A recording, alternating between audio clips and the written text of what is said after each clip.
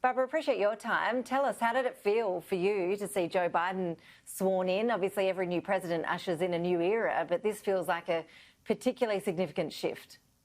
Yeah, everything about today was so new. I was up, not at the crack of dawn, but about 2 something to see it all live. And I always miss when I'm not right there on the mall watching all of this, up close and personal. But there were so many firsts today that it was completely different. I'm thankful that it was peaceful. They handled it well, seeing all those flags on the mall instead of tens of thousands or a few 100,000 people was quite different and strange. But it was a warm day, warm in terms of the atmosphere, the climate from the very beginning. Amy Klobuchar bringing warm greetings and sort of tying up the year in a positive way. And then the young poet who spoke that I think really rocked the morning for us all. And she's just 22 years old. That was new. Biden himself did something unusual as a incoming president. They usually talk about what they hope to achieve over the next year or two, whereas what we saw from Biden, it was more of a sermon. But that is not unlike him in a way, and it worked well for him because he is a man that has been able to work across the aisle, not just over the years, but over the decades. And to see the previous presidents there friendly and chatting with one another. The virtual concert was very different. I recall when I would have been hopping out of cars going with the president and first lady from inaugural ball to the next inaugural ball to the next. And without the inaugural balls in the evening, it was quite different and the live concerts. But they managed to do a good job. I've seen some of the networks and watched people nitpicking at everything. And you can always find things to try to rip apart or find problems with, but an inauguration of a president in the United States, if we're citizens, and I think those that do care about the country, it's a positive thing to see. And you want to see your president, as you would want to see your prime minister, achieve and be successful.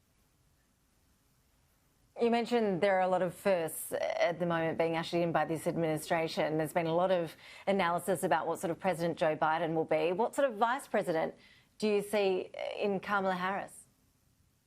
One of the things I've already noticed is for a vice president, in the last few decades, a VP role has been quite small. And when I say small, it's been quite private and not that visible. Dick Cheney was a VP that was the first VP, I think, in my lifetime that had so much visibility because he had to be there to support W. Bush. We are going to see, I believe, and we've seen already so much more visibility from Kamala Harris. She's colorful. She has a presence for sure. And we all know that Biden's going to need more support and help in that realm. And what the big question for, I think, most of us is, to what extent will Joe Biden be able to run his own ship? And to what extent will it be the forces of the Congress, Nancy Pelosi? Will it be AOC and squad? And hopefully won't be pulled too farther, I should say, to the left or into the socialist realm. But we just have to wait and see what happens there and who's really going to be in charge. And also, since even though the president has a Democratic Congress and Senate now for the first time in quite a while, it's still very close. It's 50-50 in the Senate. And that means that Kamala Harris will be a tiebreaker when necessary. If all of the Democrats vote one way, the Republicans another, she can always break a tie, or even if it's mixed. In the Congress, the vote is going to be still very close because the margin is very tight. We've all been watching on in horror at the way that America has mismanaged the coronavirus pandemic.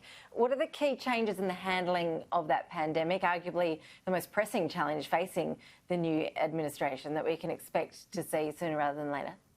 Yeah.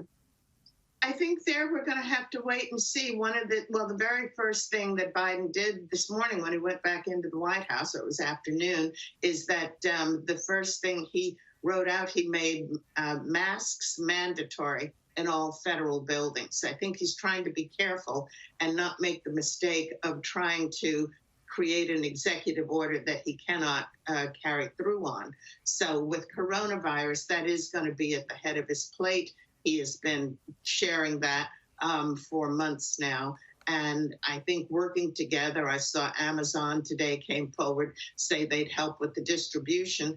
And Biden has spoken about 100 million shots for everyone over the next 100 days. And that should be fairly easy to do because Trump had already just about achieved that in these, in the time since we've had the viruses that we started implementing last month.